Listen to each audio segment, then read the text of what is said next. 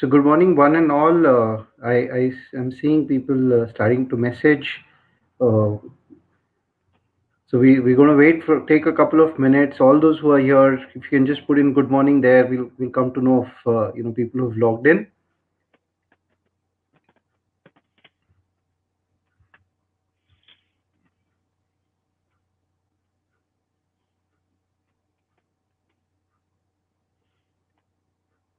Good morning, Sunil, Avinash, Meeta, Veer. Very good morning to all of you. I'm seeing a lot of people joining in. Great. Good morning to everyone.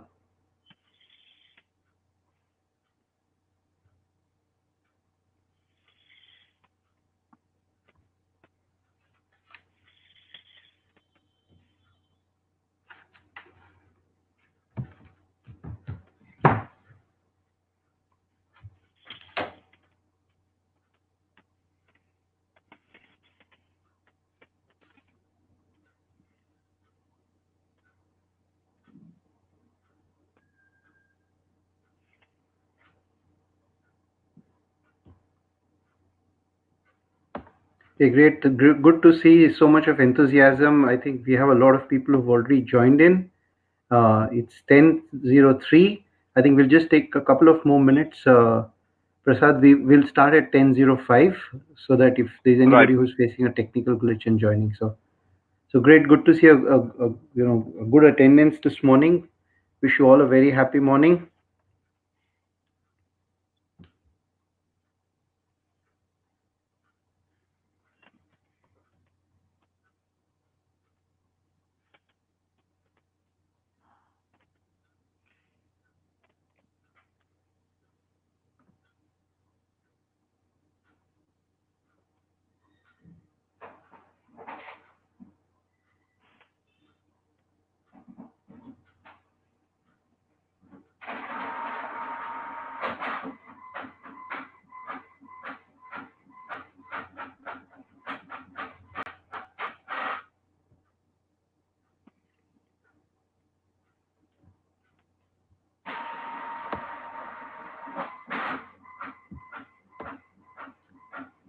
So very good morning, Rakhi. Good morning, Didi. Kuwar Prahanu Pratap. Very good morning to you as well.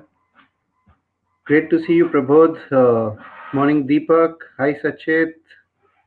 Morning, Trupti. Morning, Nagesh. Jain sir, very good morning to you as well. Yes, Deepak, looking forward for a great session. Thank you for the comment and wishes. Morning, Dipti. Morning, Narendra. Morning, Prashant. Great to see all of you here. So, it's 10:05. I think we'll get the session started. So good morning, one and all. Good morning, Prasad. And first of all, a very warm welcome to all our participants who are joining for the first time, and all the people who've been the regular participants for Core HRIR. A very good morning for this Learning Weekend webinar. On behalf of Core HRIR core team, which comprises of Veer, Bharat, Kirti Rawat, Anu Agarwal, Jyoti Sharma, Pratap Singh and Kashish, Kuwar Bhanu Pratap Singh and Kashish, I formally welcome you all for this session, and extremely delighted to host this webinar on whole brain thinking and how it helps you thrive in this VUCA world. And the thought leader for today is Prasad Deshpande. So thank you, Prasad, and I welcome you on behalf of the entire Core HRIR team. Thank you. Great. So for the benefit of professionals who have joined us for the first time, let me give a brief about the initiatives and what we do as a core HRIR group. So core HRIR group was formed in January 2017. It's exactly been about 2 years and 2 months now, and with the vision to become globally acclaimed platform for HR sharing knowledge and insights, building learning blocks, and the knowledge boards and brainstorm, comprehend and develop universal industry best practices across all facets of HR. So Core HR has been is now a group of more than 1,000 professionals across various industries and in verticals, and intends to be the strongest group of leaders with motivators who believe in fostering learning. Since its inception, we've come up with initiatives which has been focused on sharing futuristic HR strategies and discussion threads and the latest news and advances of HR. Our initiatives to support all this, uh, if I may also share this presentation here, is that we've been first is we've all been connected through the folk WhatsApp group and the LinkedIn and all the social media platforms where we discuss, share best practices, exchange ideas, and have multiple discussions at various times. We have a learning weekends, which is the webinar series, and happy to share that this is the 22nd webinar series that we are attending today. There is this career center, and I'm sure a lot of you are aware about uh, the global career opportunities which are listed for HR professionals, and we're trying to bridge the gap between people who seek jobs and people who looking for the right kind of candidates. Uh, then we have the Shining HR Award, which was formed to create an opportunity for young HR achievers and enable them to showcase their contribution. We have the chai buddy session, which is where we actually meet face to face and have a lot of discussions and some great sessions that we've had till date. We've had chai buddy sessions in Pune, Bangalore, Delhi, and a lot of new spaces are in discussions right now, and we should be starting our chai buddy sessions soon. The core connect, which is one of the sessions that where we actually now exchange a lot of idea and share case studies where people can start talking about those case studies and exchange notes on real time business problems. We have the HRCI scholarship, so I'm proud and happy to share that Core HRI is the only group which is affiliated with HRCI, and we now working in hand with them. And we had the scholarship test for HRCI last year. And then the latest addition to the initiative is the HR research group. So that is led by Prabodh sir, and every Sunday we have professionals who join in at 10 o'clock in the morning for a discussion on a specific topic related to HR and the future of workspace. And these are the things that have started under the core HRIR umbrella. So before we begin this webinar, I would like to give a brief introduction about Prasad sir, the thought leader for today. Prasad is currently the CEO of Empowered Learning Systems. He's a consultancy firm focusing on strategic planning, leadership development, and organizational processes based in Pune. He brings over 27 years of experience of working in India and internationally. He's worked in Mauritius, Oman, Dubai, Sri Lanka, Pakistan as a facilitator, consultant, and an executive coach. As an executive coach, he has over 3,500 hours of coaching experience over 10 years. Prasad has completed his certification training in coaching from Singapore, and is credentialed as a master certified coach from ICF International Coaching Federation. Currently, Prasad is also the ICF founder president of the Pune chapter. He has worked with 90 organizations in India to specifically implement the whole brain thinking approach, and has profiled over 5,000 executives in the HPDI, which is Human Brain Dominance Instrument. Coaching is an integral part of this approach. Prasad's passion lies in challenging leaders to achieve their potential through better thinking. Prasad specializes in helping leaders work on changing their mindsets and the process, understand how to be more flexible and adaptable. So once again, thank you and welcome, Prasad. Uh, Thank you. a brief introduction about your host, that is myself. So I'm an executive coach, a whole brain thinking practitioner, and work on a lot of projects for expanding circles of trust.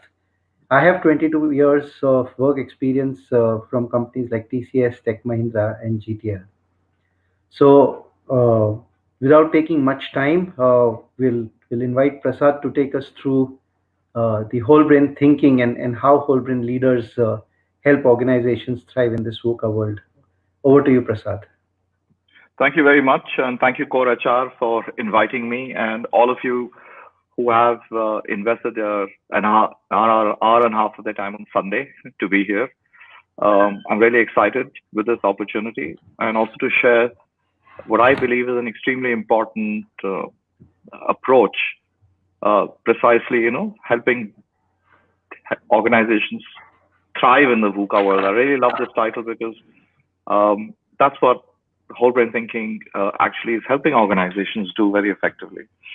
Um, as a as a as we speak, I would like this to be also an interactive discussion. So I think periodically, after some time, Kalpesh will come in with some questions which I would answer, and I would speak for about 45 minutes, but really leave the floor open after that to your questions. And I would greatly enjoy having these conversations over chat because what I would like to share with all of you is not only the concept but also the practical applications that are possible for HR and for their organizations using whole brain thinking. Right. So let's go ahead. Kalpesh, the next slide. Yeah. There are three things which are extremely hard: steal, diamond, and to know yourself. And whole brain leadership in a VUCA world is really about knowing oneself. As HR professionals, all of you are familiar with many dimensions of self-awareness and many instruments that are there in the market and out there. But fundamentally, whole brain thinking is about understanding oneself through thinking. And the question that I always ask people is, when was the last time you spent time thinking about the way you think?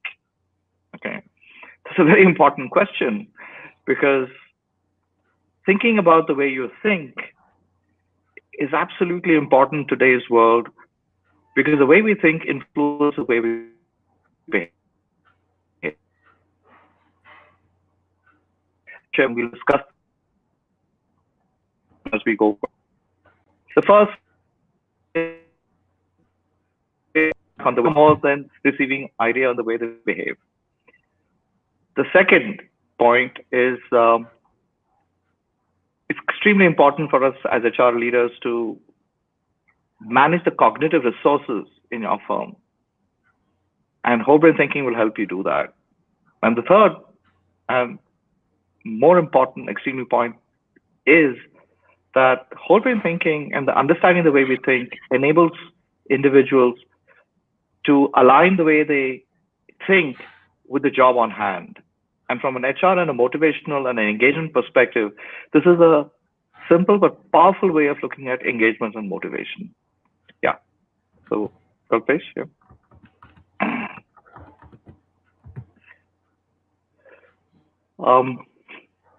Yeah.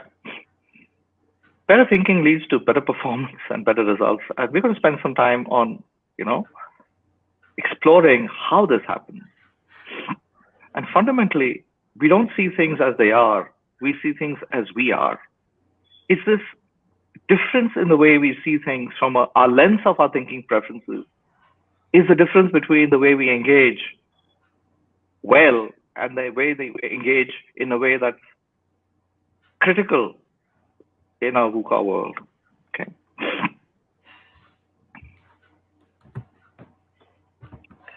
Ned Herman was a very interesting person who developed whole brain thinking, and I thought it would be useful to spend a few words about it. Ned Herman was a polymath, a physician, sculptor, a physicist, a sculptor, painter, and he was very smart at many things. And one of the things that he asked himself was, if I'm so smart at everything, why am I not smart at everything?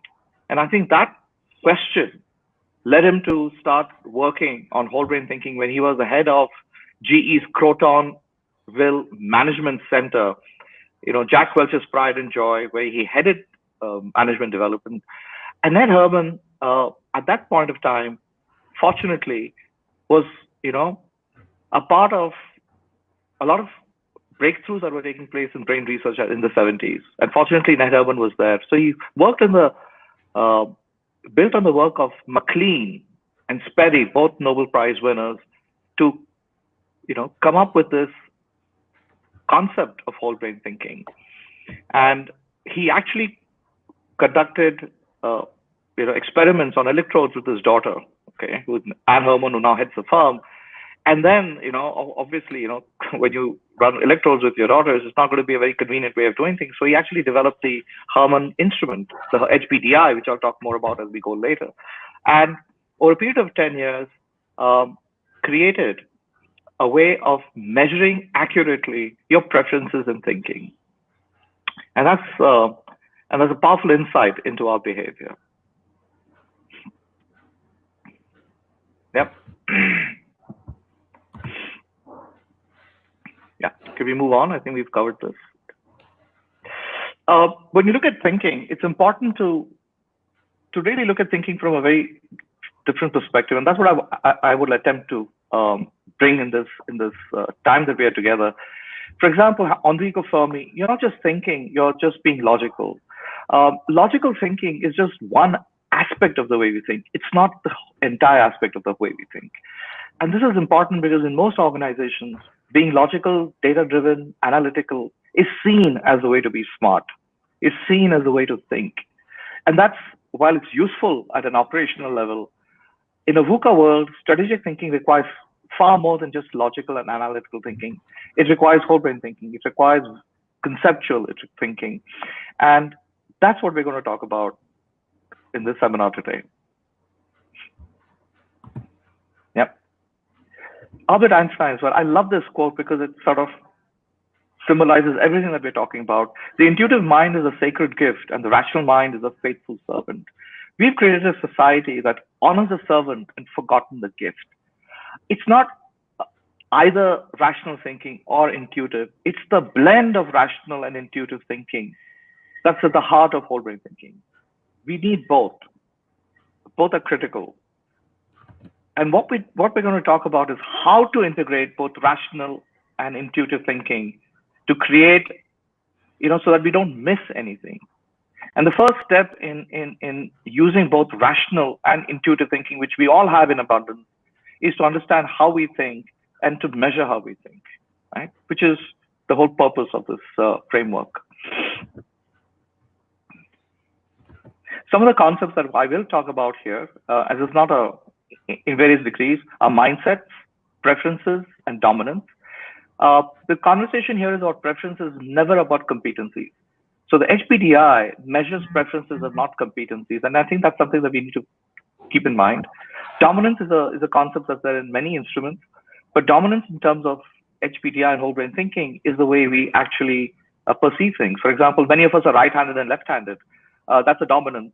We're also dominant in the way we think, in our mindset, and that's something to keep in mind. So I'm also going to talk about whole brain thinking framework, the HPDI profiles. We have an app that's very interesting, and two interesting concepts of cognitive abrasion and cognitive diversity. Okay. Yeah. Over the last 15 years, what I've been able to do with organizations, and as they have partnered with me, is to develop a model of what we call as the 3 levels of transformation. Because the purpose of understanding how you think is not to understand how you think. The purpose of understanding how you think is to do something with that understanding, is to apply it, is to make a difference, not only at an individual level, but at a team level and at an enterprise level. When all levels of transformation actually are aligned, that's when transformation really happens. It's not just at an individual level. There's just so much an individual can do who thinks differently. There's so much a team can do who thinks differently. But when an individual, the team, and the enterprise speak the same language and understand what they're doing and align themselves, that's when true level of transformation happens. So if you see at the first level of transformation, we become aware of the way we think, our individual blind spots, and recognize the new how to demonstrate new behaviors. Thinking is always linked to behavior. And as HR professionals, I'm sure all of you would agree that the final proof of the pudding is in the way you behave. At the second level is understanding how we think as a group, our collective blind spots, and new behaviors as a team. So we have dominance maps which actually measure the thinking of the groups, which is extremely useful for teams when they see themselves as a group and recognize what they've not been thinking.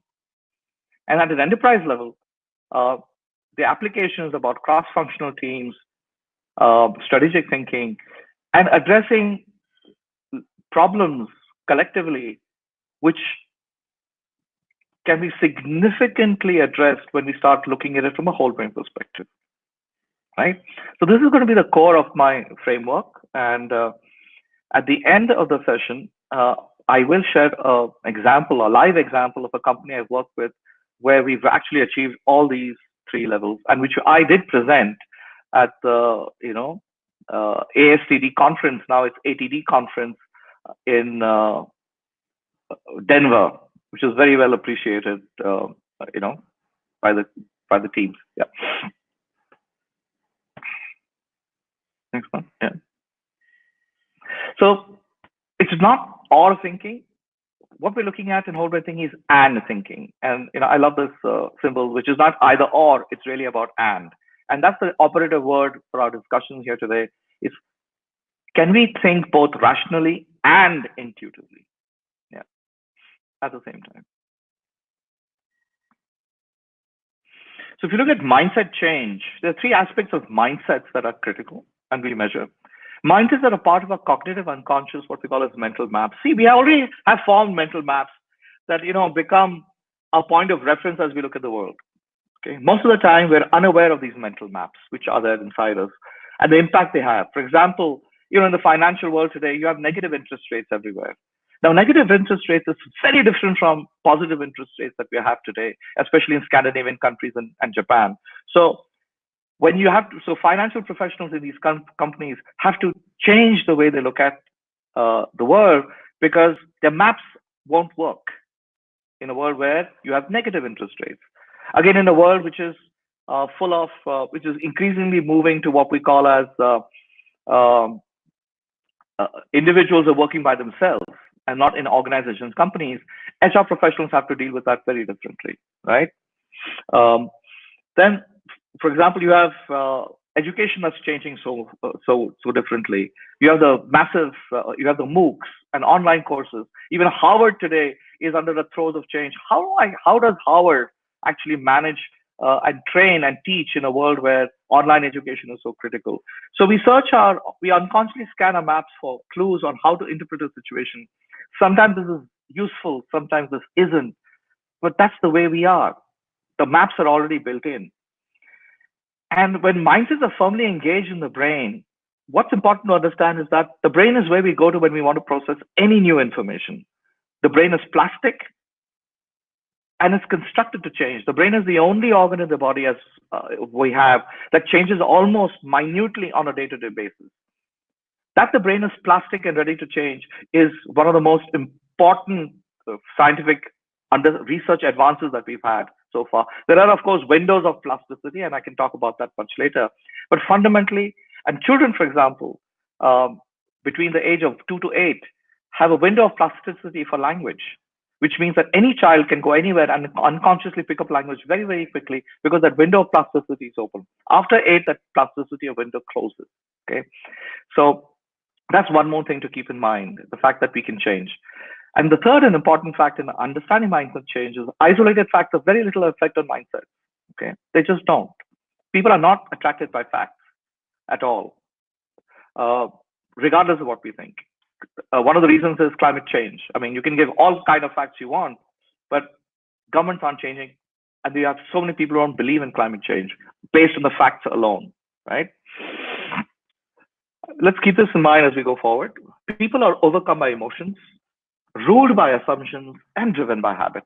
This is not easy to overcome, but it's important to understand that we are overcome by emotions, we are ruled by assumptions, and we are driven by habit. So we need a different framework that allows us to rise above this and engage with people more effectively. For example, there are two aspects of dominance. One is nature and the other is nurture. I love this photograph because it shows, in the 1930s, the the posh students of Harvard, of Harrow and Eton in England. And here we have, the ordinary Englishmen, as we call them, the boys from the other side of the fence, uh, the ordinary Englishmen, and this is the posh Englishmen, as we call them. The question really is, could genetic factors play a part in social success, or what school do you go to, which is more important? The debate between nature and nurture is a huge debate, a very critical debate. But to cut a long story short, and it's very intrinsic to whole brain thinking, it's not just nature versus nurture, it's nature and nurture. Okay, both are important. And as many of you would agree, sometimes nature plays a huge role. But nature plays a role. So one of the findings that we've all had in managing the way we think is for HR leaders and business leaders to create an environment which nurtures different types of thinking. Cognitive diversity can only flourish when we are in an environment which allows cognitive diversity to flourish. Okay, genetics and nature, as we call it, is responsible for diversity, but nurture allows diversity to flourish, and that's, I think, a very critical point that we need to make here. Yeah. So, what's a whole brain thinking framework? Okay, I love this cartoon as well. You always complain that I don't know how to show my emotions, so I've made these signs. Some people just don't get it. They're so different from each other. Okay, and recognizing that people think differently and therefore see things differently is at the heart of whole brain thinking. Okay? Each of these four quadrants over here represent four different modes of thinking, okay, which are independent of each other and which exist.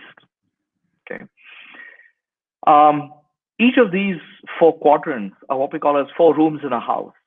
When we are born whole. Okay. Usually, we don't have any preferences.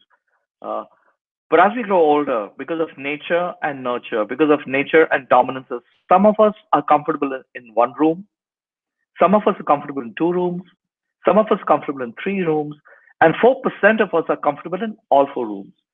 Are the rooms of this house locked? No. But because of nature and nurture and dominance, we tend to prefer a few rooms. Okay, and that preference is what drives everything. The jobs we take, the professions we seek, the people we engage with, and the quality of our interaction is driven by preferences of thinking. Those of us who are more dominant in blue over here, this room of the house, focus on facts and data. We rationalize. We ask the questions what and why. And we're very specific. Okay. Very task driven, very, very specific. Okay. Those of us, for example, who focus on the green are safekeepers. Okay. We avoid risk. We are process driven. We focus on details. And for us, the biggest risk is any surprises that happen. So people who are high green are very good at process management, project management.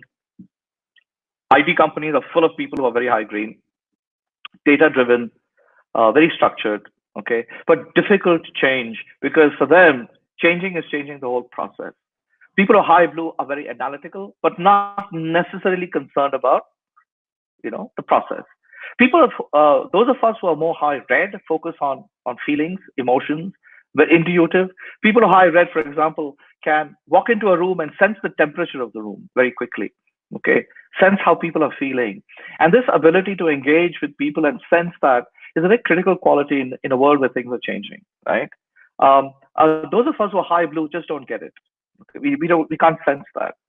Uh, but it's a mistake to assume that people who are more red or empathetic or more sensitive are less competent. On the contrary, they use their relationships very effectively to negotiate and get things done. Okay, it's just that the way they see things are very different. Okay, for example, just to give you an example, a personal example, a friend comes home. It's late at night. It's 11 o'clock, and he's got to catch the flight back. A person who's high blue would immediately organize for an Uber and Ola to ensure that the person can go. Um, a person who's red would think about it and immediately take him to the airport and drive him there. Both the approaches are not wrong. It's just that we think differently, okay, about this. Those of us who are more yellow, for example, focus on what we call as the future. Okay, look at taking risk, think differently, um, look at the bigger picture. People who are high yellow are intrinsically able to manage ambiguity because people of us who are more high yellow, for example, are very comfortable with discomfort. Okay. One of the questions that in a VUCA world that we need to ask ourselves all the time, how comfortable are we being uncomfortable? Okay. Not solving problems, not anything else, but comfortable being uncomfortable. And those of us who are more yellow in our dominance are intrinsically able to do that. Okay. And therefore, recognizing how you think, understanding how you think will also tell you intuitively what is your degree of discomfort with discomfort. Okay. As both HR leaders as well as in the human beings, at home, who we are. And that is very critical because to deal with uncertainty in a VUCA world. Okay. Now, are the rooms of the house locked? No. Can we stretch ourselves into different rooms? Absolutely. And the key to understanding how we think is to understand that we can't change who we are. If I'm more dominant in blue or green, okay, I'm what we call as more left-brained, which is more data-specific, fact-based. Those of us who are dominant in yellow and red are what we call as more right-brained, more conceptual, more uh, ability to see things, see patterns, and be comfortable with that. Okay. Now, does it mean that I'm locked in my preferences? The answer is absolutely not. Okay. My preferences can change when my demand of my roles can change. Okay. And the key is to recognize which rooms of the house I'm comfortable with and stretch situationally into the rooms of the house in a given situation where I need to stretch. So being situationally whole brained is absolutely important. Uh, we can't change who we are, but can we change the way we think in a situation? The answer is absolutely yes. And to be effective as a HR professional and as a professional, our ability to be adaptable situationally in the way we think is the first step in changing our behavior. And can we do that? Absolutely. I've had many, many examples of people in my coaching and in my where people have been able to be situationally whole brained. And that's enough to be really successful, be effective. Changing who you are is a period of time, and that happens over a period of time. But situationally whole brained is something that's within everyone's grasp, and we can all do it. It's just we need to be aware of it. Yeah. So if you look at the impact, this is just a visual impact of the dominance that we have. If this is the way I think, and this is the profile that we have, this is the lens with which I view the world. So if I understand the lens with which I view the world, I recognize how I see the world. And how I see the world is very different from what other people might see the world, because we all have unique brains and therefore unique lenses with which we see the world.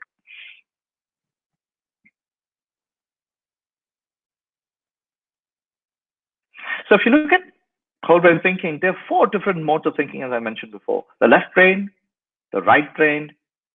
It's also the cerebral, which is intellectual, conceptual, and limbic, which is more hands-on driven.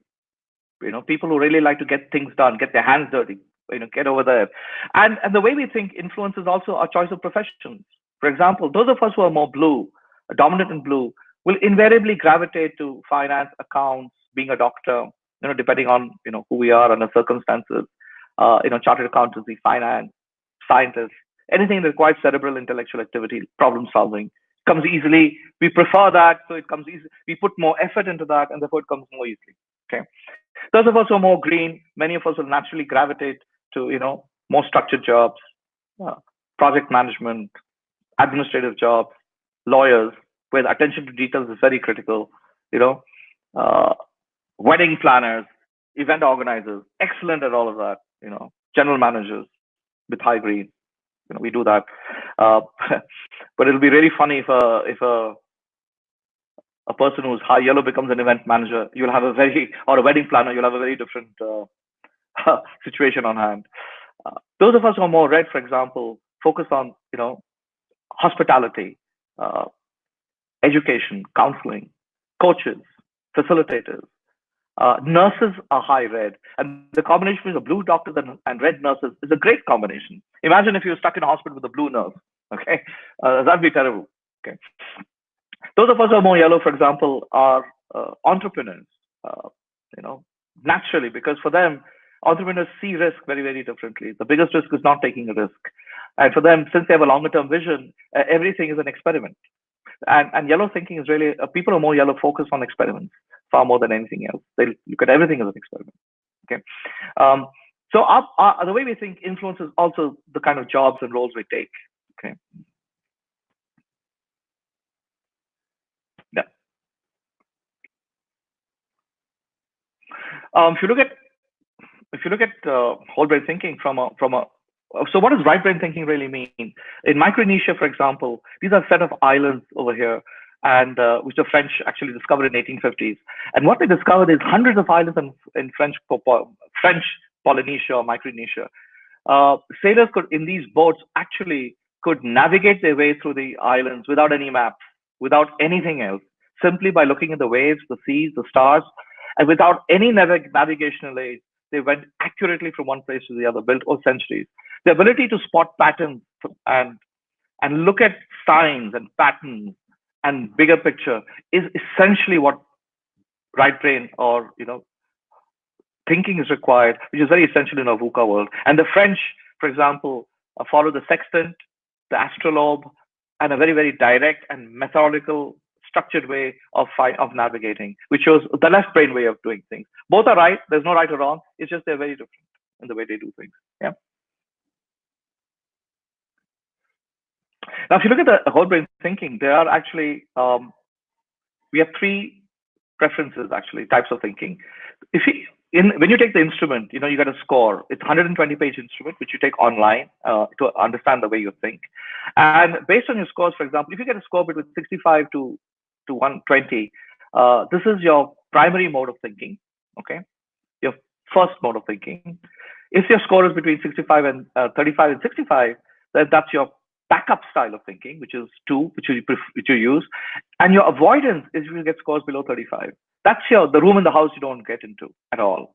So we have three more types of thinking: the ones we prefer, the ones we have a backup style, and our avoidance. Understanding all of this is very critical in determining our blind spots.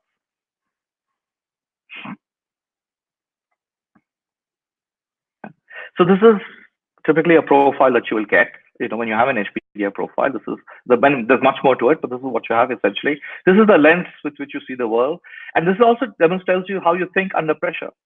Okay, and these percentages over here will also tell you your tilt to being right brain, left brain, your tilt to being cerebral or limbic, and this is the basic profile on which there's a lot that a person can actually uh, understand from his preferences and blind spots. Over here, this person's blind spot is green under pressure, blue under pressure. That's the room in the house the person will never get into. And there's a whole conversation that people can have over that, which is very, very useful. Yeah. As I said, most people are very open to receiving feedback on the way they think rather than on their actual behavior. Next, please. Yeah. For example, here's a an actual example of a coachee and a coach. Uh, as you can see, for coaching and some of the questions that came up in how does whole brain thinking help in coaching is that if you understand the way your coachee thinks and you know how you think, you can understand how you can tune in to the coachee. Okay. And tuning in is basically recognizing that for example, this person is so high blue that even if you were to engage with him on the red, it's not going to work. So the first step really is to speak facts, data, and talk to him very rationally and specifically. And that speaks the person's language. And once you tune into the person's language, the other person would be willing to stretch into other areas. This is a huge blind spot for this person, but he's not going to change unless he recognizes the way he views the world and the way he thinks. And for the coachee who's high red over here, um, the coach will have to actually stretch him or herself into blue and speak the person's language, and then start the journey of helping the other person see how important it is to become situationally whole brain in different situations, right? In my experience, whole brain thinking enables you to, as a coach, to touch first base with people very, very quickly, because once they accept the way they think, uh, changing their behavior is actually the next step. But accepting the way they think is a very, very critical process and takes sometimes, without the help of this, much longer to help people accept their mindset. Most of them don't. And this visual depiction of whole brain thinking and your profile enables people to very quickly accept the way they think, which is the first step in changing their behavior. Yeah.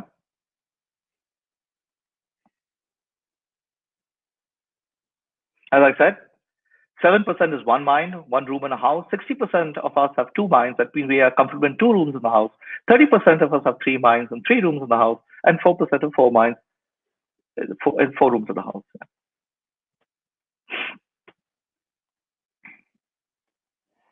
This is fascinating, right? As you can see, different functions have different HBDI profiles. If you can see this, for example, technical, legal, in your organizations, for example, people with certain profiles are more suited to a job. Okay, and from an HR perspective, HBDI and whole brain thinking can be used to actually modify some work, or actually find out which assignments would be best suited in the circumstances to a person's thinking. Because if you can match the demands of the job to the way the person preferences the person's thinking, even if the person is not competent, the person's ability to become competent would be much higher, because they're really excited and energized by the work that they're doing. And from an HR perspective, this is a low cost and highly effective way of motivating and engaging people, especially when all the hygiene factors are there. Okay. And these profiles are actually drawn from our research database of 4 million profiles worldwide. And from this, we've actually been able to recognize which profiles focus on which kind of roles, more or less. Okay. And that's actually pretty useful as from an HR perspective. Okay. For example, CEOs usually are whole brained. Yeah. Okay. That's because they've gone through so many kind of roles and transitions which require different mindsets, different mental demands of the task, that usually they tend to become more of them. Quite a few of them are more whole brained and see things from all four perspectives naturally. Yeah. Kalpesh, are there questions that we can answer or address based on where we are so far? Yes, Prasad. So I think it's giving a wonderful perspective to different ways of thinking, and Yeah. I think the current Right. slide you have opens up a lot of Yeah. dimensions for people to think. So we have a Sure. question from Dr. Naipal Singh, and he's asking if is intuitive thinking all about gut feeling. Um, Gut feeling is actually a misnomer in a sense, because what happens is there are a lot of there's a lot of information that we as people, through years of experience, for example, that we absorb. Okay. And intuition is is is that ability of our mind to arrive at an answer based on patterns of experience that we can't fully explain. Okay, so yes, we can call it gut or intuitive. It's a very critical part of the way we think. Um, so intuition is something that one can't ignore at all. A classic example which I like to share here is that um, there was this firefighter in a house in Sacramento. It's a very famous story where he walked in with his team, and the raging fire, but the kitchen was not hot. Okay, it was warm but not hot, which is surprising because a fire should have consumed the kitchen as well. The heat should have been in the kitchen. And when he went there, in a flash, something struck him, an intuition. Okay, because he's a very experienced firefighter of 30 years, and he told the team to vacate the house immediately. Okay, they said, but there's no sign of anything. There's nothing. He said, just do it. And when they left the house, a couple of seconds later, the whole thing blew up. Okay. Okay. And what his intuition told him was actually what they discovered was the boiler in the basement was actually burning, and they couldn't see that. Okay. But his pattern of thinking, his intuition here said that there is something wrong with the house on fire, but the kitchen's still cold when it should have been actually very, very hot if the fire was nearby. Now, that is intuition, right? Okay. You can call it gut feel intuition, yeah. But it's experience. Yeah. Wonderful.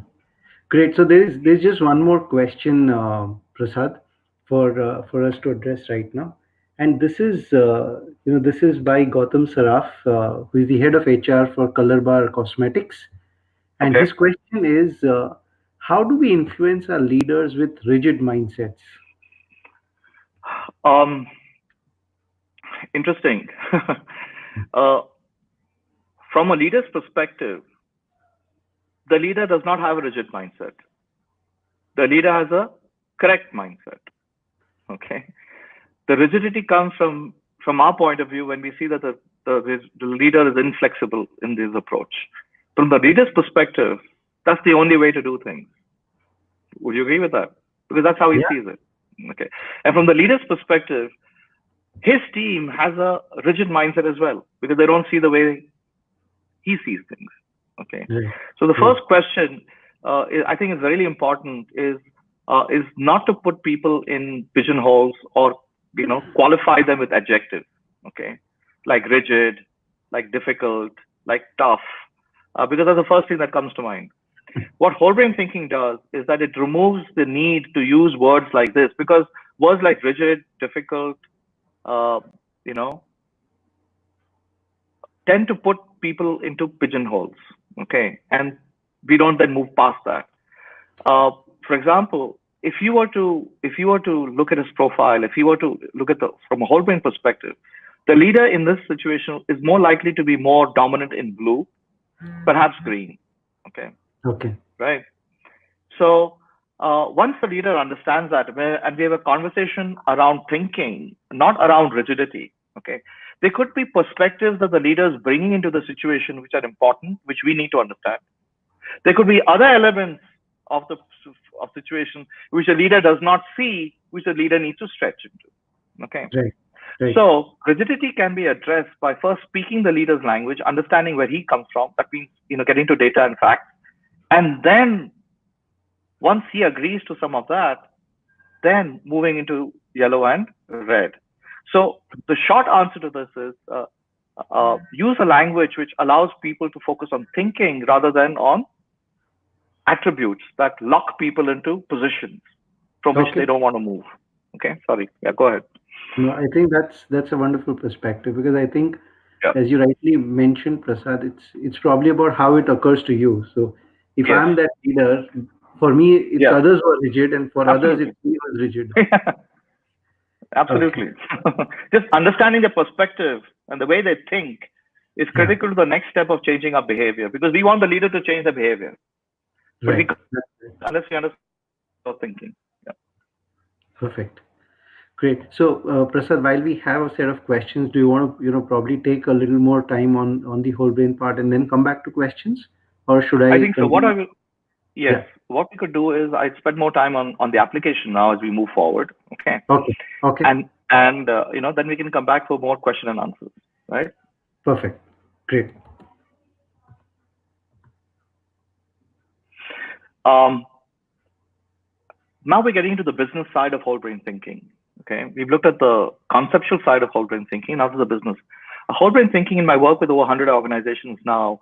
One of the things that they've really valued and which I find very interesting is the practical applications of whole brain thinking in their roles. Okay, Herman designed whole brain thinking from a business perspective. Okay, unlike any other instrument out there that we currently use. So business leaders and business practitioners find this concept and the tool very useful because you can actually address business issues. And how is that? Okay. Um, it, you know, the framework allows organizations to achieve results internally through processes and products and dealing with externally. And we like to use a term called return on intelligence rather than anything else, because that's the return that we're having on the cognitive diversity in the team. The biggest tragedy in organizations today is not hiring good people, is what do you do after you hire good people? Are good people actually using all their intelligence? And our teams working very effectively in the way they do things? And if we don't, then our return on intelligence is actually we're not getting our return on intelligence, the ROI, right? Um, One of my friends, who was a CEO of a large pharma firm, uh, invited me to run an HPDI and a whole brain thinking for his senior team. And since he was a very well-known leader in a pharma firm, when he joined this new company, a large multinational, he was given complete freedom to choose his team, and he picked the best because salary, money, everything was not really an issue. He picked the best people. But he called me 6 months later and he said, Prasad, I'm having a problem. And I said, what? I said, you've got the best team. Every one of them are so well known in their field. He said, that's the problem. I have a team, but they're not working with each other at all. Okay. They're all great individually. They're all good thinkers. Well, what am I supposed to do with a team that isn't collaborating with each other, isn't working with each other, isn't actually, and I'm not getting, he said very clear, the return on my intelligence of my team. And I think we ran the session, and once people were aware of how they thought, I think things really did change after that, right? So it's achieved by diagnosing and aligning thinking between associates, customers, critical products, and processes that drive results. Okay, yeah. And the next slide will actually explain how this happens from a business perspective. Okay,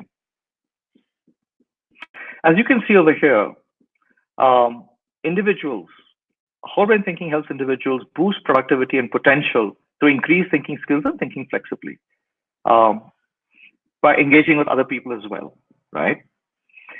Then we move to groups and teams through various tools and processes, groups and teams which actually understand how the way they think engage with each other far more effectively for better, faster outcomes. Remember, we're not talking about competencies, we're talking about preferences. Okay. Sometimes teams with high competencies think poorly together. I know that's a paradox, but it's a very real paradox. Okay. And one which needs to be addressed because otherwise your return on intelligence is not good enough for an organization. Organizations drive innovation and revenue by aligning culture and increasing collaboration. One of the big benefits of whole brain thinking is that it allows collaboration to take place without running a complete collaboration program and without really, building a whole process around collaboration. We focus on natural collaboration by helping people understand how they think, and natural collaboration in apostrophes uh, is what organizations really need. We don't need another collaborative tool or another collaboration intervention. We need people to collaborate naturally based on the way they think. That is a huge boost by itself. And then we have customers. We've used this is in fact one of our big areas of application and success is building key relationships, working with key accounts, and managing key customers very, very effectively. Salespeople, sales teams love this tool because it allows them to tune in and start focusing on managing those relationships from a cognitive perspective rather than only a preparation perspective. And in many companies that we work with, cognitive preparation before the call or before the meetings is now an integral part of the way salespeople prepare for their calls. Yeah, so they all get linked. Great. So, Prasad, we have a couple of interesting questions. If I Yeah, can take great. those questions right I now. hope this slide would have encouraged a few more questions here. Right. Right. So, one of the questions that we have Yeah. from uh, from Trupti is that there are so Yes. many instruments already like MBTI, Big Five. How Right. is HPDI different from them? Like, what is the USP for HPDI? HPDI is different because it focuses on thinking. Okay. Most of these big five focuses on personality and types. HBDI also focuses on traits and not types. Okay, so it's not a type-based instrument. That's a technical functioning. But HBDI doesn't replace any of them. HBDI actually adds a layer of additional meaning to each one of them. Okay, so if you want to look at a MBTI for your personality, okay, please go ahead. And if you've already done it, it's fine. But what the HBDI does, it will give you the additional dimension of the way people think in terms of their personality as well, especially the big five or even Hogan for coaches. Okay, all of these actually tools, HBDI builds on top of them and gives them. And if you haven't done any of them and you do HBDI, then HBDI will help you understand your thinking preferences, but it will also then through that help enable to understand your behaviors. Okay. The USP of HPDI in my years of experience, and I've been certified in many tools as well, but what I find useful about HPDI is it doesn't pigeonhole you. Okay. Okay, Right. great. And that I Thanks. think is very important. Yeah. Right. Thanks, Prasad. So we have a question from Prashant, and I think that's an interesting one. So he's saying, do age matters on adaptability of whole brain thinking? Age actually matters for almost everything. Okay. But there are, and the reason why age matters from a scientific perspective is the neural synapses and the connections in our brain do slow down. Okay, um, it's a fact. Okay, so we have what's called as the best way to answer this is to look at two types of intelligences. One is what we call as fluid intelligence, and the other is crystallized intelligence. Okay, fluid intelligence is the intelligence that's actually working till you're about 35, 40, which allows us to solve problems and learn very, very quickly and adapt to new situations.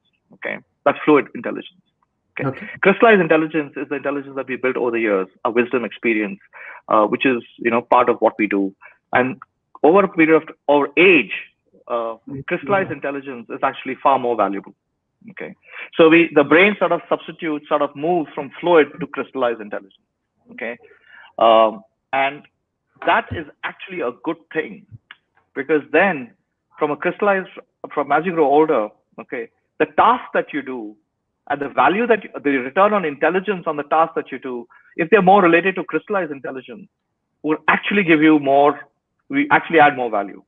Okay, right? Oh, I hope right. that answers the question. Okay, yeah. I think it does because I think as you rightly mentioned, it's about the wisdom. It's about things that build your experience and Because there are changes happening as you grow old. As you grow older, that's fine. yeah, great. So we have one more question from Sandeep, and he's keen to understand how whole brain thinking is different from design thinking. And as design thinking is percolated in the DNA of organizations like IBM and Infosys, so Yeah, he's trying to draw a parallel to what is the difference. right. Um, Design thinking is a philosophy, okay, primarily, and so is whole brain thinking, right? So Right. design thinking is actually integral to whole brain thinking can be integral to the design thinking philosophy, right? Simply because it looks at everything from a holistic perspective, okay, Right. okay, Right. which is what design thinking again is very much all about. IBM is a huge fan of HBDI. Okay. In Okay. fact, in 1995, Hugh Gestetner, when he transformed IBM from a mainframes company to a services company, the first transformational level, instead of breaking IBM up, whole brain thinking from in the late 90s was instrumental for people to actually make the shift. Okay, from a very left brain organization to a more whole brain organization, which is services is more red and yellow. Hardware is more blue and green. Okay. Very, very data driven, very hardware, very specific. And the transition, the cultural transition, the thinking transition was whole brain thinking played a major role. In fact, they have many certified HBDI trainers within IBM. It's run very, very effectively. Okay. It's one of Herman International's biggest clients. Okay. I don't know now, but it used to be one of the biggest clients. Okay. Simply because of the cultural transformation that HBI did. Okay. Okay. Wonderful. So one more question, and which you may just mention about the cultural transformation. So we have a question which is how the whole brain thinking helps in integration of cultural collaborations of people of different organizations. I find this very interesting because whole brain thinking is a philosophy. Okay. An organization has its own views, own objectives, own ways of doing things, its own culture, which I think is intrinsic to an organization. And in an organization, the founder of the organization or the professional CEOs of the organization need to drive it. And I think we need to trust them that they have a certain way of doing things. Okay. What whole brain thinking does is that once the organization has set its direction, whole brain thinking allows that culture to flourish. Okay. And perhaps, for example, by making people aware of how they think, recognize and enables a culture that ensures that people who think differently are also a part of the culture. Awesome. Okay. See, because if you're a culture that's driven by a CEO who's very left brain, 50% of the organization is not engaged. Right. So the tragedy is that only people who think like you are engaged with you. Okay. Right. What whole brain thinking tends to do by coloring the organization is to ensure that everyone is engaged. Perfect. Cognitively. Yeah. Okay. Great. Great, Prasad. So while we have, I think a lot of engaging audience and they have a lot of questions. Oh, great. I'd love to. Yeah. Yeah. So do you want to take us to the application part? Yes. Or I'll just share the application, which is interesting Sure. because it's really worked. And then, we'll come back with more questions. Yeah. Sure.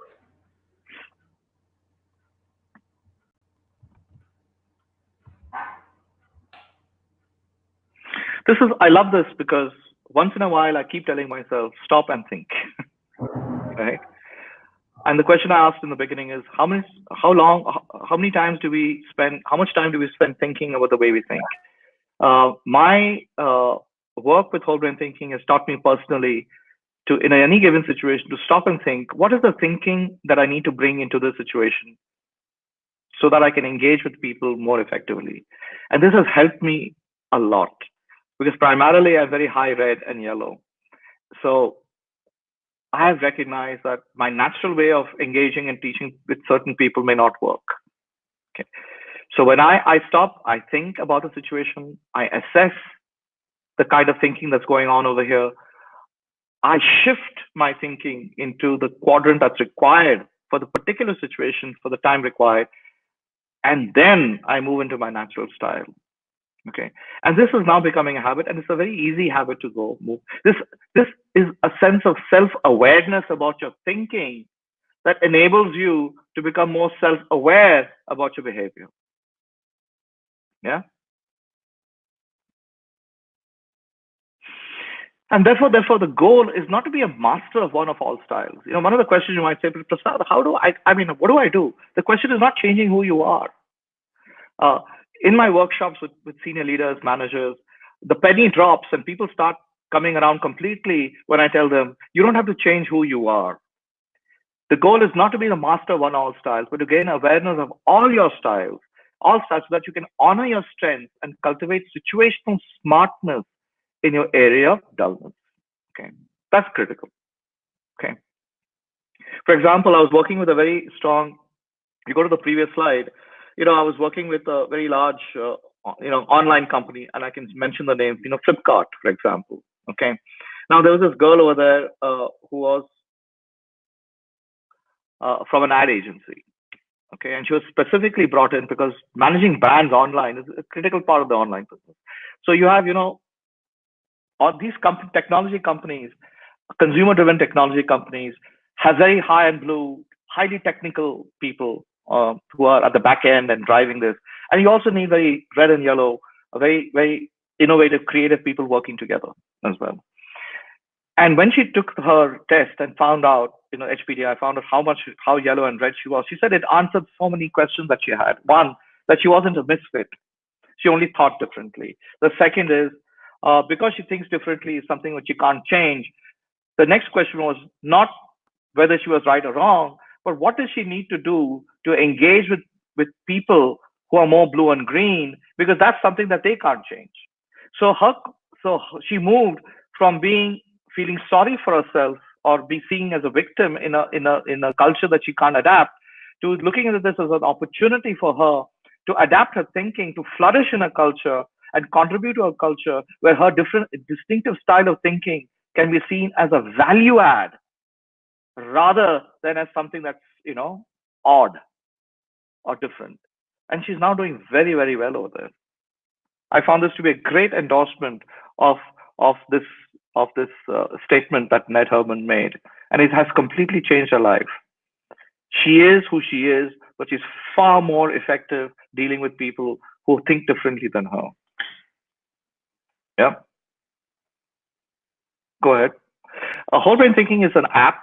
We don't have time in this session right now to go through the details of the app, but this app allows you to carry for example, understand your profile. It allows you to. It's both Android and iOS. It allows you to carry your profile with you all the time. It allows you to share your profile with others. And it also allows you to guesstimate the profile of other people, because you can't do an HPDI with everyone you meet. But critical relationships outside the company, inside the company, the teams get together, they guesstimate the profile, and over a period of time, they form a strategy that's based on the perception of how the other person thinks, and formulate a strategy, an approach to engage with someone based on thinking cognitively rather than anything else. This additional layer of preparation, thinking about the way the other person thinks, a cognitive approach, is extremely effective in getting to the heart of the matter. Teams and individuals today tell me they don't do anything else. They first use the tool, use the app, recognize how people think, and when you start paying attention to how people think, you're actually you're being far more self-aware in a given situation. That's a great habit for HR leaders to form and develop, because sometimes most of us are so involved in our own thoughts and our own way of looking at things that we don't pay sufficient attention to the way the other person is thinking. And that's actually one of the main reasons why we can't engage with people effectively. So the app helps you do that extremely easily and very powerfully. It also encourages collaboration with the team to look at things not from one person's perspective, but a collective perspective. Okay. Right. And Yes. Prasad, if I may add, to exactly what you just said, in one of the videos that I saw on the Herman website in regards to the usability or the application here, as you rightly said about how people come differently and think on how do they create their pitch or approach. I came across this data point where it was mentioned that Nielsen as a company uses whole brain thinking for all its bids. Absolutely, it does. Yeah. And Nielsen Australia has reported to have 88% success rate Yes. whenever they have tried using HPDI into making their proposal. So I think that's a huge success. It's outstanding application is in negotiation, bidding, and also engaging with critical relationships. Right. Yeah. Right. Great. So I thought I'll just share that with you. Yeah. Thanks. Thanks for sharing. That's a great example. Yeah. And look at this. I mean, this is another classic example of what happens. Um, this is a customer vice president who thinks very differently than this person. So if the salesperson has to engage with the salesperson, the first step is to stretch more into yellow, into the room the house is comfortable with, and focus on data and facts which are important to the vice president and not to himself. If he didn't think about this, he would go ahead and make a whole brain presentation, which is good, but he'll soon lose the interest of someone who's very high blue. Because the person who's very high blue needs very specific information very quickly, very fast. And once you give that to that person, okay, you're already building a strong rapport with anyone. This is not only true in sales and customer, it's true for everyone. HR leaders have to engage with their business leaders, have to engage with the rest of the organization. And ability to tune in to decision makers who think differently than do can be an extremely valuable asset for an HR leader as well. Yeah. So here we are is, a lot of the value of the power of whole brain thinking really is about the way it encourages discussion. This is what we call as a think about. This is a think about business disruption, for example. There's so many elements in each of these quadrants that examine disruption from a very different perspective. Okay. Can you read this? I can't read this from here, Kalpesh. Just maybe one or two points. Can you, Sure, for example, yeah. I will. Just one or two. So in the blue quadrant, it is talking fact gathering, goal definition, fact gathering, gathering, which is very blue. Yeah, analysis and information. Right, that's correct. And on the yellow, it's talking about risk taking, about seeing out into the future and big picture of the path forward. Yeah. The red quadrant is talking about tying into the values of the organization, focusing on satisfying and serving customers, and gaining belief, buy-in, and enthusiasm in working through people issues. One of the biggest advantages I've seen, practical advantages I've seen of the whole brain thinking model and this framework and philosophy, is that in a VUCA world, rather than getting overwhelmed by the situation, rather than getting overcome by the curved balls that are getting thrown at you, if teams sit down together and think about the disruption that's happening, think about the opportunities that the disruption presents, think about the situation more objectively and analytically, not only from their perspective, but from all four different perspectives, the thinking brings about solutions. Okay. Most of the time, the VUCA world creates situations which overwhelm us. And when we get overwhelmed, we resort to the flight versus fight syndrome. Okay. Right. Either we react or we become very emotional and respond in ways that are very one-dimensional. So the challenge for us as leaders is to say, okay, excellent. Let us think about this business disruption in a different way. So taking a step back, thinking about the challenge in front of you that's suddenly come up, because that's what a VUCA world does, converting that challenge into an opportunity, involving people who think differently with you. Because remember, the power of whole brain thinking is ROI intelligence, is to use the cognitive resources within the team. And because you know who the people who think differently are, gather people who think differently, take a step back, use the walkabout to think on the disruption, and teams, organization will discover far more opportunities in a VUCA world than challenges. So keeping yourself afloat, not just afloat, but not being overwhelmed by the VUCA world is where I think whole brain thinking plays a huge role. Okay. Great. Yeah. Thanks, Prasad. So, Prasad, we have a few more questions. Yes, please. Go ahead. Yeah. I prefer the questions first. I mean, the slides can be shown later on. Okay. So here is a question from Kavita, and she's saying, what all human beings spend a lot of time in thinking, but Yes. how to think productively and positively, and Yeah. how to balance life while thinking and acting accordingly, and above Right. all, fruitfully. Great. I love that question. My immediate answer to that one is we need to distinguish between thinking and worrying. Okay. Okay. I believe that most of us spend more time worrying than thinking. Okay. Okay. Right. So one of the framework, one of the things that always thinking does is it gives you a clear understanding of how you think. It also tells you what you're not thinking. So when you think about thinking, not worrying, that's when it becomes more useful. Okay. Because usually the answers are in the quadrants that you've not thought about. Right. Okay. So we spend so to answer that question, we spend more time worrying, not thinking. We need to spend more time thinking about thinking and therefore getting answers. Okay, that's second. And what are the other part of the question? Sorry. Right. So the other part of the question was that how do we? Sorry, I'll just. Yeah, the other part was how to Very good balance question. life while thinking and acting accordingly. Yeah, I mean the whole focus of life is balance, right? One is the balance is about accepting that there are certain ways you will look at things and certain ways you won't, and that's fine. You know, it's the way it is. Right. But but being okay with another perspective and being fine with another way of looking at things.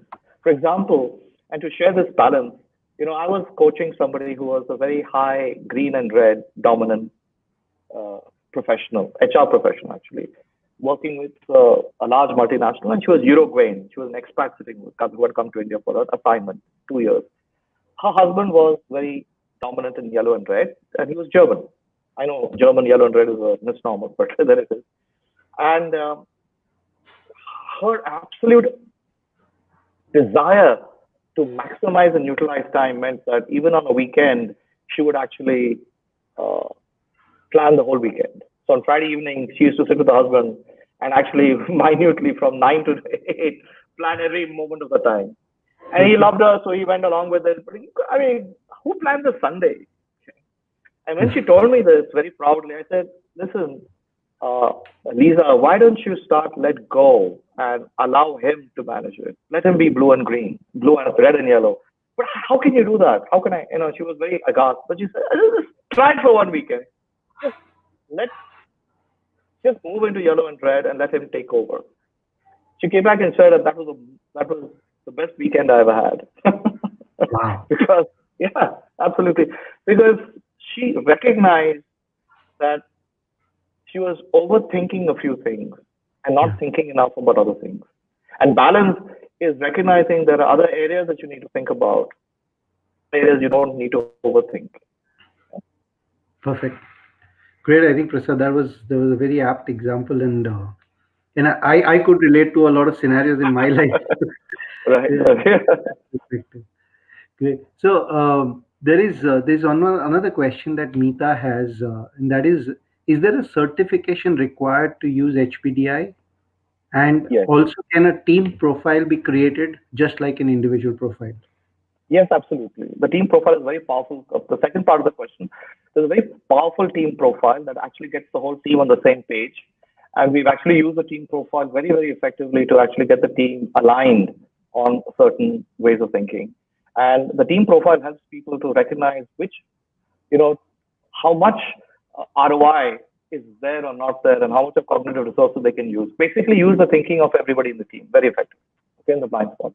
The second, yes, there is a certification process. As an HVDI practitioner, you can be certified. Fortunately, the good news is now we can do it in India, and I will be, soon conducting the certification workshops in India, either online or offline. We have a very strong online program as well, so you don't really have to. You can be placed anywhere in the country, and teams and individuals in different parts of the country in the same organization can actually get together and have an online certification program. We're going to start that after July. Okay? So Okay, we will. So it's, yeah. great. So I think there's another question which I have from people who had sent the registration time. is that, and I think it's linked to what you just mentioned, Prasad, is how and where has HBDI been deployed in India? I mean, how is it been working uh, with the Indian market? So we've covered over 100 organizations, as I said. Currently, there are four organizations that I'm currently working with in the application stage.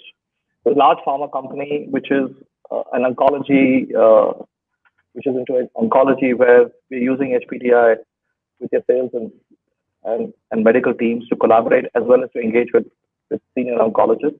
So that's one very, very powerful example. We've used HPDI, for example, in leadership development. For example, there is a case study which you might want to share with them on China Light and Power. Okay, Yes. where we've looked at all levels of leadership and collaboration using HPDI. We've been using HPDI with uh, with mid-sized organizations, SMEs and MSMEs. In fact, what I'm surprised is the owners who run the 500 and 150 crore organizations, which are relatively small, have actually taken to this because they realize the value of this. Actually, okay, because the one thing they know is that their organization is not going to survive unless their teams think differently. So you don't they're completely sold out on the fact that the teams need to think differently. Okay, and there are we've used this very effectively. And the example I'll share with you, we have 10 minutes, 5, 10 minutes with SKF, which is a Swedish company, where we've extensively used HPDI for the sales service and manufacturing and other units. Yeah, Okay. it's currently it's integral to the way the company works. Wonderful. So one more question we have is, so it is really interesting to know how people can accommodate or honor others' way of thinking, but how do we make them do so? Any specific interventions for different styles? No, I think once you run an intervention on make them aware of how they think, um, I know followed up by a debrief, help them understand how they think. That itself is powerful enough to help people start working with each other. And the next step, therefore, once the awareness is done, it's actually a very simple way of engaging. It has minimal intervention from our side, but maximum intervention from their side, okay, from the client side. So once we run the awareness program, the debrief, then we look at how to apply this in collaborative teams on projects or anything which is important to the organization. And that process itself, you know, enables what you just said. Okay. Okay, great. So, Prasad, while there are a couple of more questions which are about the way to take it or the execute. Is there anything that you want to cover on the slide and then come Yes, back here? yeah, exactly. On the way, so I'm going to share what we call one blueprint of success, okay, which actually explains in one particular example how the whole process can be done. Can you just go ahead? Yeah. Sure. So here's something. Whole brain groups are 66% more effective than other groups. Simple. Okay. I mean, you take all variables. If you go back to the last slide, you take all variables, and the experiments have been done where in age, qualification, whatever, all the things, elements that go into team, everything was kept same except thinking. And when they changed the thinking and made it more heterogeneous, the productivity increased by 66%. Okay. That's the power that we have with heterogeneous teams. Yeah. Okay. This is a typical profile. We won't spend a lot of time, but this is how essentially a team can look. So as you can see in this team, it's predominantly blue in the way they think, data-driven, analytical, but all of them will collectively miss being red. They won't go there. For them, Right. it's a blind spot. Okay. They won't even know it doesn't exist. Right. Right. So here are further examples of various teams. So we can create dominance maps of various teams and allow them to actually analyze the level of thinking. So in this team over here, the green is missing. Here it's red. Here it's red. Here it's red. Here it's red. So this is a really blue-green kind of an organization. But this team would be different from the others. Okay. So we can have a lot of interesting discussions within the organization and different teams on what they need to do to think differently and behave differently. Okay. So here's the application. Okay. If you go to the next step, next slide, we have about 4 5 minutes. You see, this is step one, step two, step three, step four. This is an approach. You run a workshop on awareness of mindsets to concept lab, maybe 2 days. Then we look at application. In this organization, we call them hunger for growth projects, which are beyond the business plan, where situations that people identified, specific outcomes identified, diversity was factored into the team composition. Okay. Step three is learning reviews. This was driven by the MD because he believes in this. The business head drives this specific format and style. So these are not business reviews; these are learning reviews. Okay. Huge difference between them. And then we have the final approach, is embedding fresh ideas, new behaviors, reviving the team. So 1, 2, 3, 4. A simple 4-step approach that I can actually make it. Yeah. The next slide. And here's a blueprint for transformation. Okay. For example, this is for a client. Let's go to the next slide. Yeah. As you can see, here are the series of workshops for different departments that we did. The workshops could be very different depending on the need of the department. Then we had a tools that we created. Then we looked at the growth challenges over here, the criteria for the growth challenges. Okay, then you can turn to the next slide. Okay. Then the blueprint actually can enable you to go ahead and use this. Staying the course. What do you need to do to stay the course? How do you align individual, team, and enterprise? And then, a checklist for making this work. So this 2-page blueprint can be adapted to any organization to actually apply whole brain thinking. We just have to adapt this. The approach works for every organization, actually. Yeah.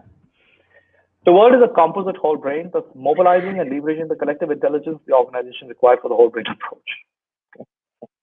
And I think it's really important as HR that we drive this. We really play a key role in. If you go to the next slide, first slide, the previous slide, that we play a key role. Can you move to the previous slide, please? Key role in leveraging collective intelligence for the organization.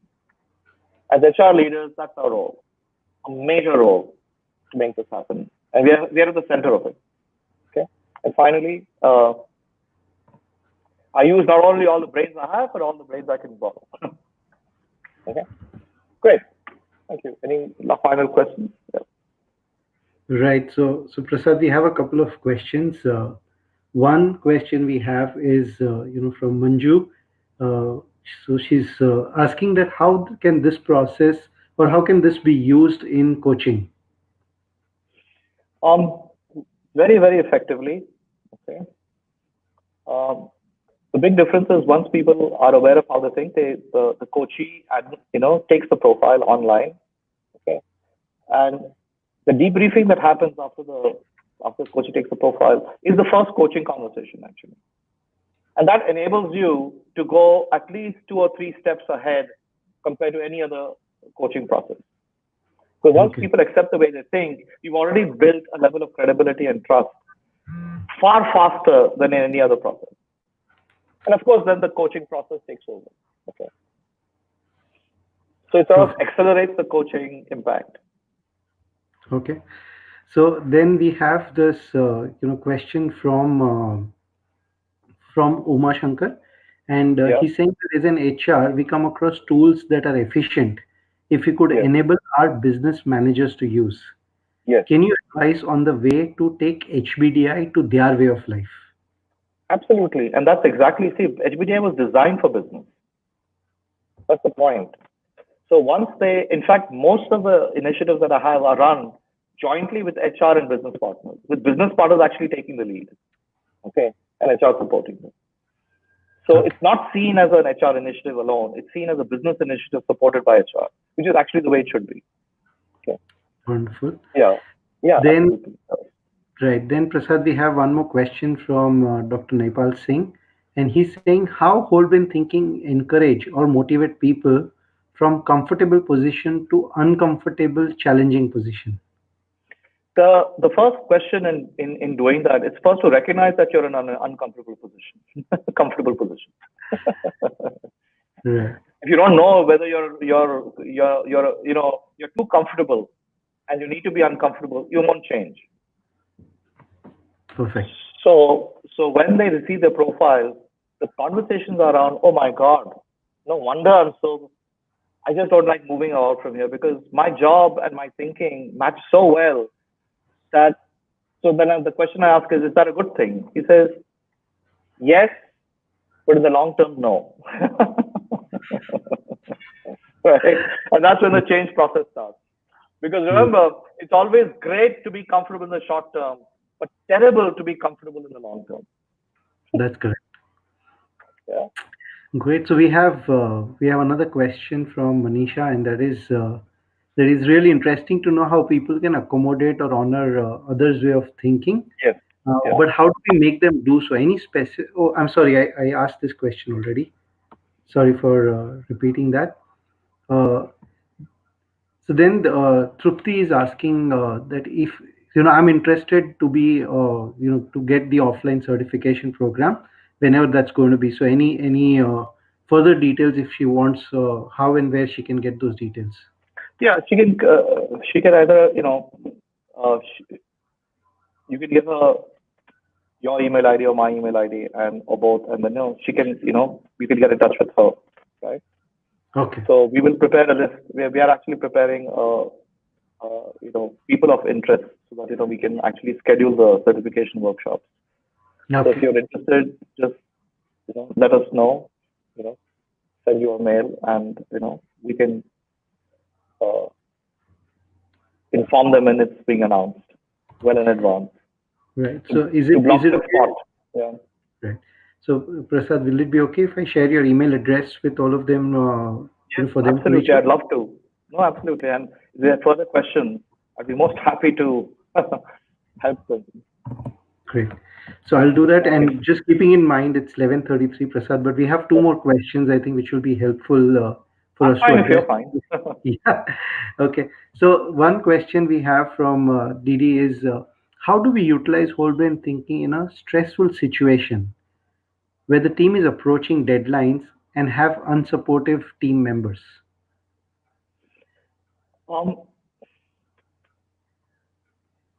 Forward thinking is not a solution for everything. Okay. This is classic crisis management. Okay. But it will help if uh, if people understand how they think before there's a deadline or a crisis. Okay. So once there's a deadline or a crisis, then people will rally together and actually the best person and listen to the person who's best suited for a crisis management. For example, if you're very high blue in a crisis, you're likely to be the person most suited to take the lead role in managing a crisis. And the fact that everybody understands how other people think, there are no egos involved. So it's not with that, why should Prasad take charge? If Prasad is the best person because of the way he thinks to lead this, and we will support Prasad to make it happen. And most crises are actually not crises of situations, Kalpesh. Most crises are crises because people don't want to engage with each other sufficiently to resolve it. Okay. Great.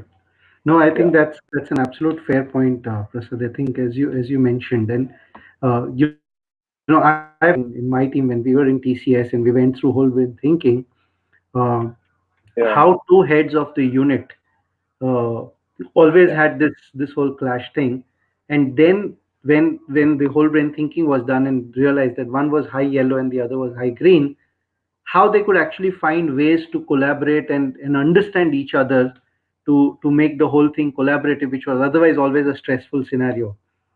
Yeah. So I think there have been those examples there. To put it in a nutshell, forward thinking focuses, emphasizes on strength and not, efficiency, not avoidances of thinking. And I think that's very important to keep in mind. How to That's leverage the strengths of people in the organization. great. So I think perfect, Prasad. I think we've addressed most of the questions.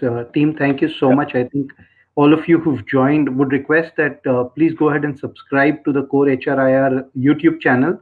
The recording of even this particular webinar is going to be uploaded there. Prasad, let me take this opportunity to thank you again I think it was Pleasure. wonderful for us to, or for the audience to, to understand different perspectives, and how Sure. putting just those preferences and thinking styles without directing to somebody, as you said about pigeonholing somebody as rigid or as difficult, That's right. or somebody who only thinks like that. I think that Yes. opens up a lot of dimension to Yes. interact and communicate. Uh, Yes. so I would like to thank all of you for taking out your time on Sunday morning to attend this webinar and contributing to the spirit and vision of learning. Really motivating and helps us keep going forward. I would also like to thank the core HRIR team and we especially to you for keeping this whole forum active and tirelessly ensuring that there's always something good for us lined up. Uh, Prasad, once again, thank you so much. I think for thought leaders like you who come and give those insights to us makes our mornings and our journey into this whole profile a lot My more pleasure. interesting. Thank you so much. Thank you for inviting me. Thank you. Right. So, team, if there's any more feedback, any more comments you have, feel free to write to corehr and ir@gmail.com, or I've shared Prasad's email address, my email address. Reach out to us, and we'll answer any more questions that we have around here. Do not forget to subscribe to the YouTube channel so that you have an access to all the webinars that keep happening, and you have the details. So with that, thank you so much once again to one and all, and have a great Sunday. Looking forward to interact with you on such more webinars. Thank you. Thank you very much. Thank Thank you. you, everyone. Thanks. Bye.